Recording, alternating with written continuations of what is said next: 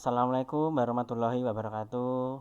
Pada kesempatan kali ini kita akan menyimak perjalanan hidup seorang penjaga sekolah, lalu berjuang tanpa henti hingga kini menjadi P3K, yaitu pegawai pemerintah dengan perjanjian kerja. Tidak hanya itu juga, beliau juga sukses membangun dua usaha yang mandiri, warung kelontong dan warung nasi goreng. Mari kita sambut narasumber kita, yaitu Pak Pargio. Halo Pak Pargio. Selamat malam semuanya. Langsung saja kita ke Oke, pertanyaan yang pertama. Bisa Pak diceritakan tentang latar belakang keluarga jenengan dan masa kecil hingga lulus sekolah Pak D, monggo. saya dari kecil ya emang sederhana. Orang tua petani, sekolah pun nggak pakai sepatu waktu itu udah. Lanjut SMP aja, untuk SMP, untuk daftar aja sendiri nggak kayak anak sekarang.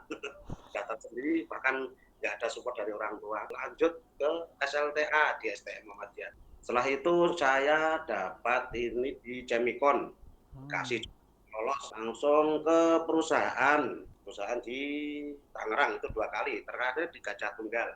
Gajah Tunggal krisis moneter langsung pulang, bahkan nikah berangkat dari minus, nggak dapat pendapatan, nikah bermula dari situ, pulang dari perusahaan sekalian masuk Wiyata sebagai penjaga SD, kalian usaha dengan modal awal 250.000, pakai lapak meja lincah itu mas. Sambil itu saya Wiyata di SD Kangkon sebagai penjaga. Ya usaha nambah-nambah karena saya membiayai dua orang anak. Alhamdulillah sekarang pada nempuh S1.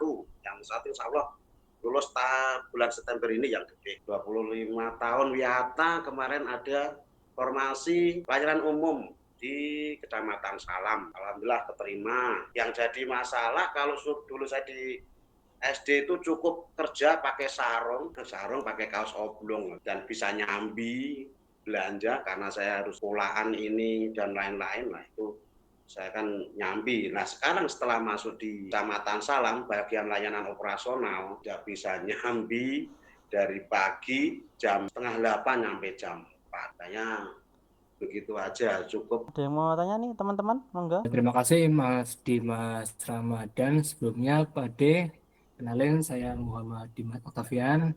Yang namanya sama aja kayak Mas Dimas. Pertanyaan dari saya Pak D untuk pertanyaan kedua. Di sini kan mungkin ada beberapa faktor juga Pak D untuk memulai karir, untuk karir semua orang ya. Ada beberapa faktor yang mungkin Pak D bisa sharing-sharing pada kita.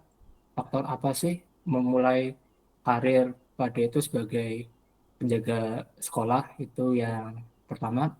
Lalu yang kedua, apa sih yang menjadi titik balik pada hingga pengen ikut seleksi ke P3K itu? Mungkin bisa di sharing-sharing ke kita gitu. Mungkin seperti itu. Oke, untuk ya mohon maaf menjawab pertanyaan jenengan. Untuk meniti karir itu sebenarnya karena bermula terus terang mungkin itu ya Mas Dimas mungkin tahu di sini yang setiap ada tontonan sebenarnya itu dulu tuh ya karena apa ya panggilan hati merasa nggak enak aja dengan dari pihak sekolahan. Setiap ada tontonan malam itu genteng pada rusak. Hmm. Saya intinya pengen bantu gitulah.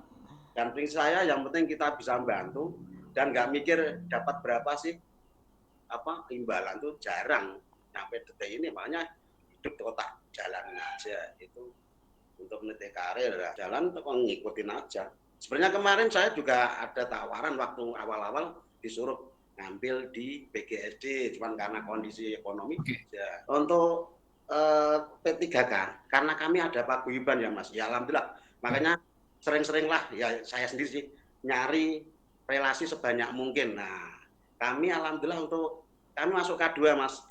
K2 itu orang yang honorer masuk sebelum 2005. Terus kami ada wadah dan dipercaya dari BKD untuk mendaftar.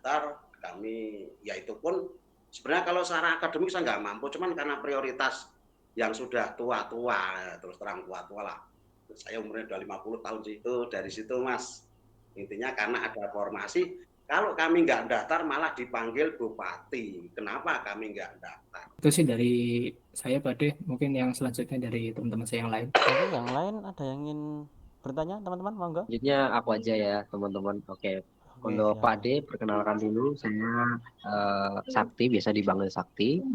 Untuk pertanyaan saya nih, bagaimana cara Pak D nih ya membagi waktu antara pekerjaan utama yang sebagai P3K tadi dan usaha warung Bapak gitu. Pertanyaan panjenengan sing akhir-akhir ini.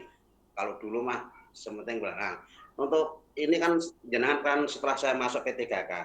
Lah kalau P3K karena saya masuk jam 7:30 dan perlu jenengan ketahui, sampai detik ini saya masih nyapu karena saya bentuk kasihan dengan anak-anak dan itu pun saya nggak minta imbalan karena anak sekarang kan jarang lah mau nyapu gitu aja. Itu kalau pulang saya nanti juga belanja mas apa yang kurang untuk nasi goreng. Setelah itu habis sisa saya tidur nyampe jam 10 setar lagi buka nyampe jam 1. Kami punya yang bantu 2 mas terus terang. Jadi pagi Mbak itu dari jam 8 nyampe jam 4, yang jam 4 nyampe jam 10. Nah disitulah jam 10 ke atas saya sendiri ngurusi toko kelontong dan nasi goreng. Oke, makasih Pak. Mungkin selanjutnya bisa teman saya yang lanjut untuk bertanya. Oke Pak D, perkenalkan nama saya Kevin Diki.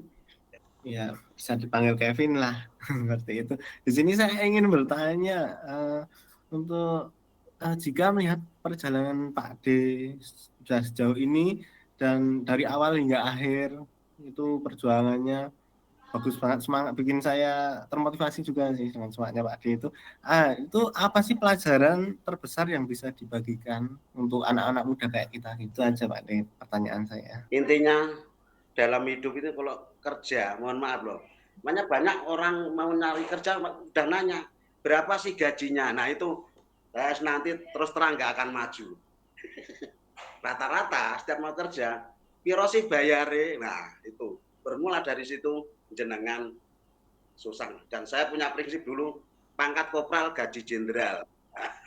Maksud gaji jenderal gimana? Saya nyambil sebisa mungkin, pulak bensin, jualan pisang, itulah. Makanya gaji jenderal bukannya dari ini enggak, pangkatnya memang tukang sapu, cuman pendapatan dari luar, insya Allah. Dan saya biaya dua orang, yang satu menjelang mau preso, yang bantu malam sekarang semenjak ikut saya mengikut putih, sekarang udah jadi guru gitu aja. Intinya semangat, nah, nikmati dan syukuri aja lah. Siap Pak D, terima kasih. Itu nanti setelah ini ada satu pertanyaan lagi mungkin yang akan teman saya sampaikan. Begitu. Terima kasih Pak D. Yuk. Oke, pertanyaan terakhir. Coba Mas Rafli. Perkenalkan nama saya Muhammad Rafli, bisa dipanggil Rafli, Pak. Iya, oke. Untuk pertanyaan yang terakhir ini, adakah pesan khusus untuk generasi muda saat ini dalam menghadapi dunia kerja yang akan datang? Intinya ini, kalau untuk dunia kerja sekarang apa yang ada ambil dulu, jangan ngelihat jenengan tidak sesuai dengan fashionnya. Biasanya anak punya, wah aku kudu ngene, nah itu yang paling susah. Apa yang dapat saat ini teko jalani. Setelah itu sambil berjalannya waktu, insya Allah sesuai dengan harapan panjang. Penjelasannya cukup bagus, Pak. Terima kasih. Mungkin balik lagi ke Dimas. Luar biasa sekali nih. Inspirasi sekali loh Pak ini. Bener-bener jadi semangat juga gitu sebagai anak muda, nggak kalah pengen seperti jenengan gitulah ibaratnya. Ya sukses. Ya, penting. Ya, oke. Akhir kata saya ucapkan terima kasih. Wassalamualaikum warahmatullahi wabarakatuh. Waalaikumsalam warahmatullahi wabarakatuh.